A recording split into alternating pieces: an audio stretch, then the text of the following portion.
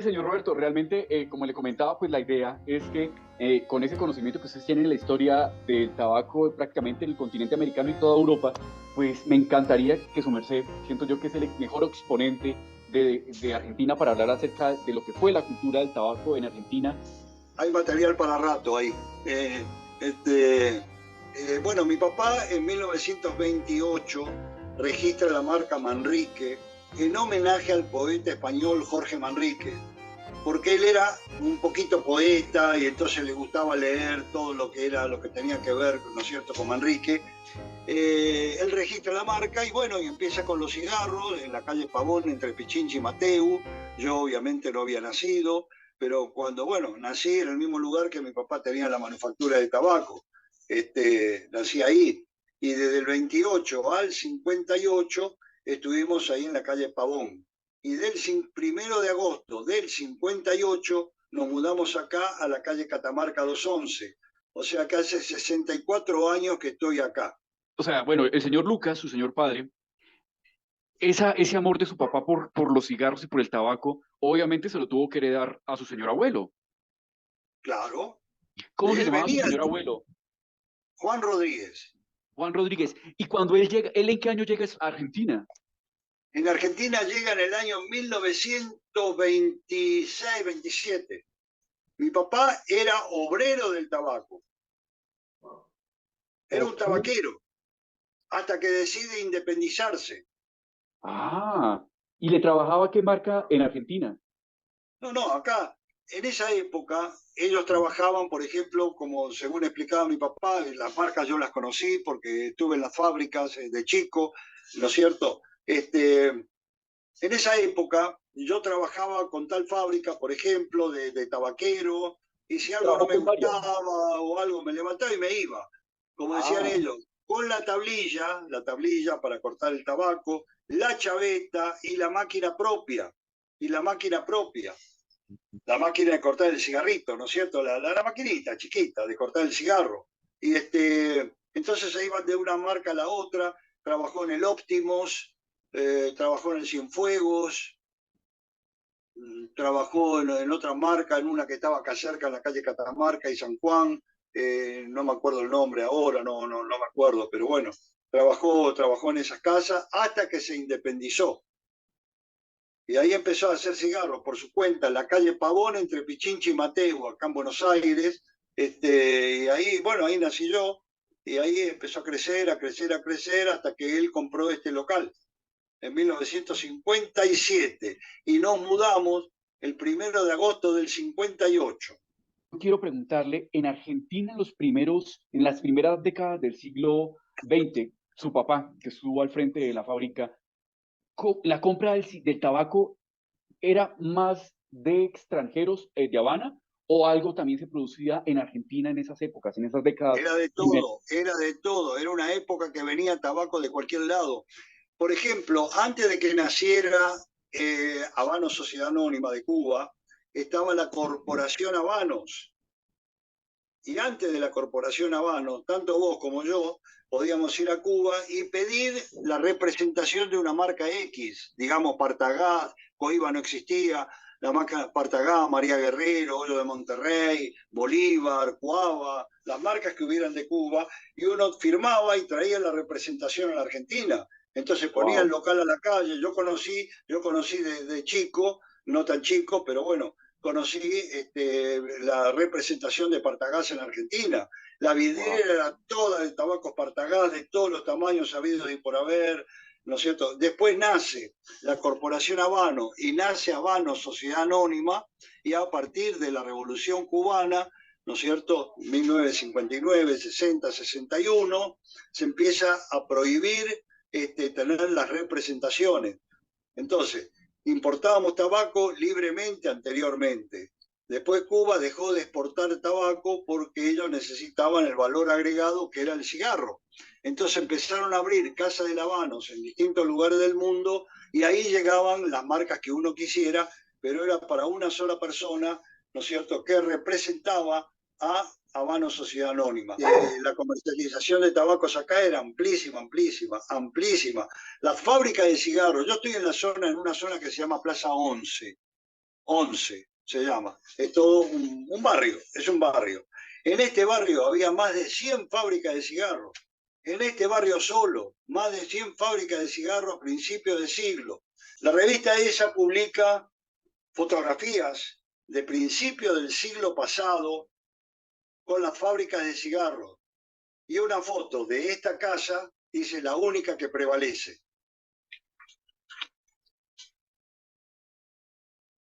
Y acá está el frente de nuestra casa, acá está el frente de nuestra casa, el frente, que es la que dice que es la única que prevalece, con marcas, ¿no es cierto?, antiguas fábricas que ya no existen más, y acá están todas las que había en esa época. Hay más de 100, porque hay más todavía, hay más. Ahí están todas las direcciones, de dónde quedaban, todo. Nómina de grandes y pequeñas fábricas ubicadas en los barrios de Valvanera, Almagro y alrededores. Está todo pegado, está todo pegado. ¿Por qué le pregunto? Porque es que yo siento en la historia de Latinoamérica, en algunos países, un momento muy bonito donde el tabaco negro representaba de alguna manera y recogía la tradición y la cultura del tabaco artesanal. Y llega un momento en donde comienza de alguna manera a permear lo que viene siendo como los consumos que venían del norte y se posicionan muchísimo en lo que fue los cultivos, los productores, incluso las mismas empresas. Yo le comentaba que, por ejemplo, acá en Colombia fue muy similar, por ejemplo, lo que pasó con la British, ¿cierto? Con la Imperial Tobacco. Entonces, a mí me encantaría compárteme un poquitico qué sucedió con la British Tobacco y precisamente esa transición de las fábricas de tradición de tabaco negro a esos multinacionales. Cuénteme un poquitico, por favor. Aquí, durante el 1-1 que le decimos nosotros acá en Argentina, un peso igual a un dólar, que fueron 10 años y 6 meses del presidente Menem, y a eso sumándole del año 76 al 81, que fue un periodo militar acá en la Argentina,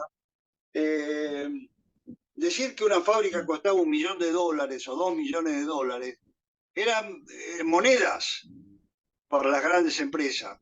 Y vinieron y compraron todo. La aceita de Francia, por ejemplo, compró las plantaciones de las provincias y las fábricas de las provincias de Corrientes, el tabaco negro, lo compró la aceita de Francia para fabricar con ese tabaco, el negro que se cultiva ahí, el Galoaces y el Gitans, por ejemplo.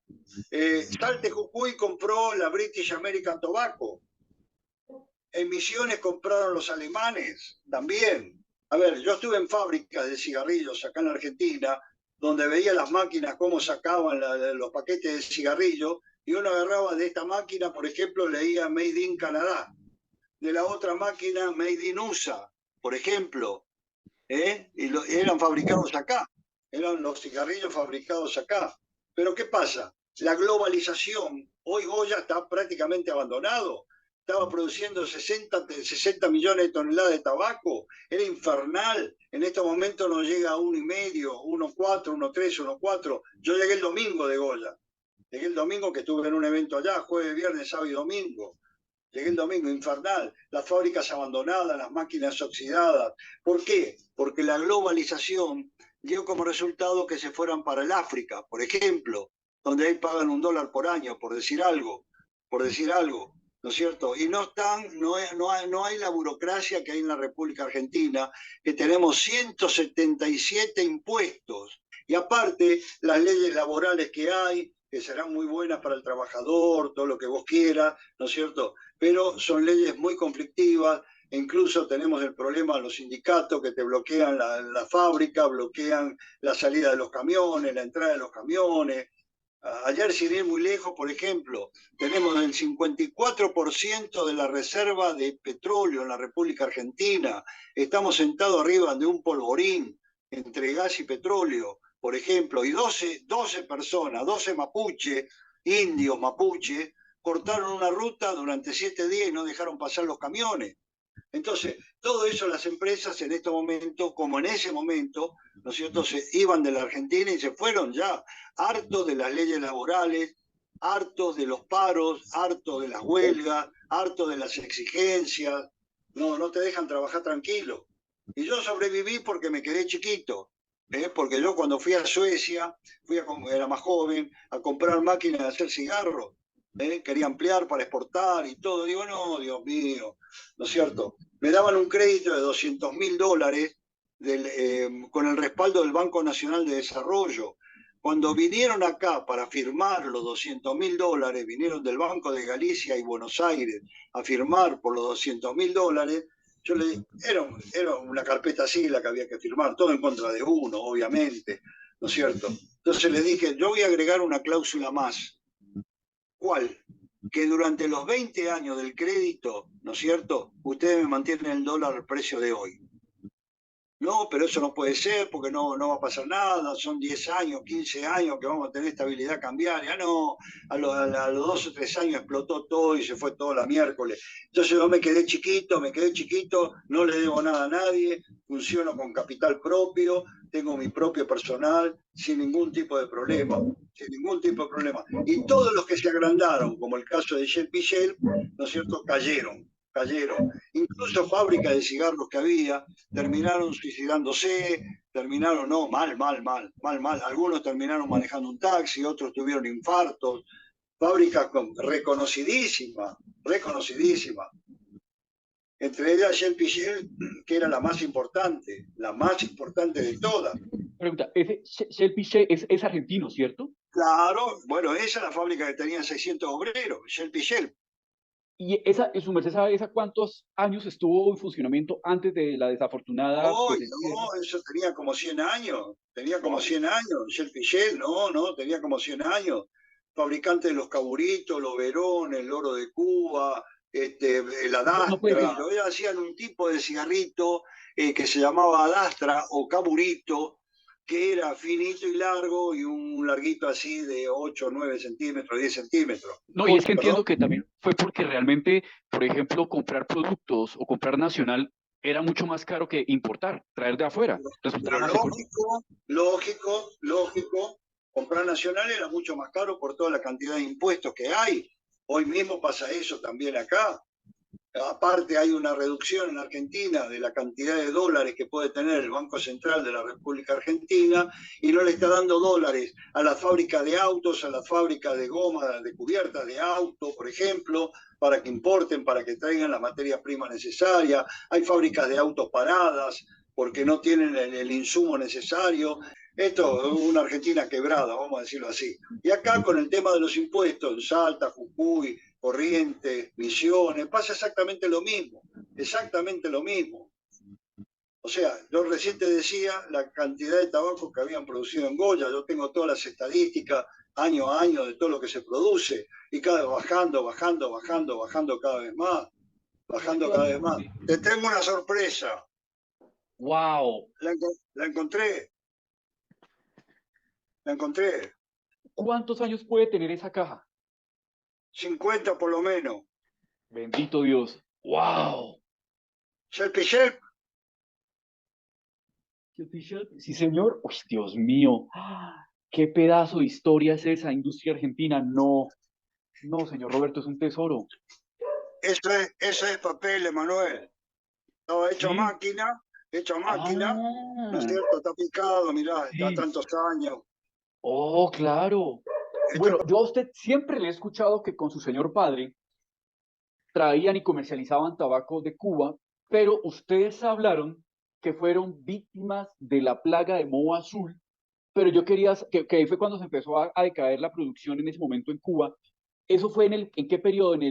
Cuando fue la plaga del 57 o del 79. ¿En qué año fue eso? no, eso fue, no, yo hablo de la del 79, que incluye Mm. 79, 80, setenta y Sí, ocho por ahí, 79, sí. sí, que escribí un artículo en el Facebook, en mi opinión, ¿no es cierto? O cada uno tiene su librillo, ¿no? Pero bueno, escribí un artículo sobre, a ver, eso fue cuando apareció el COVID. Entonces, escribí un artículo sobre que para mí, había sido elaborado en un laboratorio, lo del moho, porque le echaban la culpa al moho, todo y qué sé yo.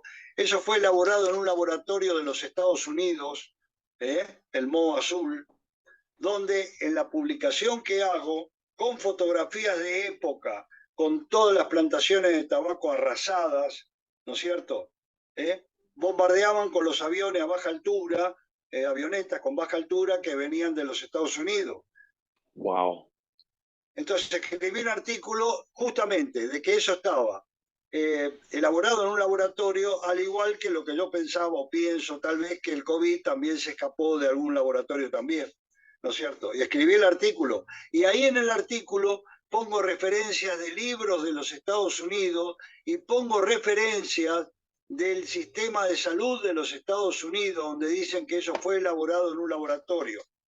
Wow. El error que ellos cometieron fue que estaba destinado al tabaco, pero atacó también la plaga, atacó también a los pimientos, a la comida de los chanchos, al arroz, o sea, generó una hambruna también en la población que tuvieron, en ese momento estaba la Unión Soviética, y bueno, los ayudaron con arroz, habichuelas y todo ese tipo de cosas. Les arruinaron todo. Tengo un artículo muy interesante en el Facebook, pero yo publiqué fotos de la época, ¿no es cierto? Con todos los campesinos, con todo arrasado, una cosa infernal, infernal.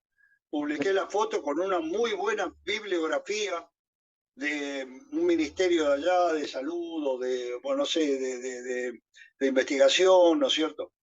Donde se Señor dice Roberto, que esto fue elaborado en un laboratorio de Estados Unidos específicamente para atacar a Cuba. hay algo que me encantaría, yo no sé, yo creo que eso se debe recordar. Cuando su señor padre tenía la fábrica Manrique, a todas estas, ¿cómo es el nombre completo de su papá? Lucas Lucas. Rodríguez. Lucas. Bueno, y señor Roberto, a su merced, ¿por qué finalmente? Obviamente porque su merced estuvo acompañando al señor Lucas, pero no muchas veces hay ese relevo generacional, porque su merced siguió, digamos, compartiendo la pasión con su señor padre. O sea, a su merced siempre de pequeño, esta fue su pasión, le llamó la atención, porque me parece muy bonito realmente que su merced continúe ese legado. Emanuel, yo estudiaba,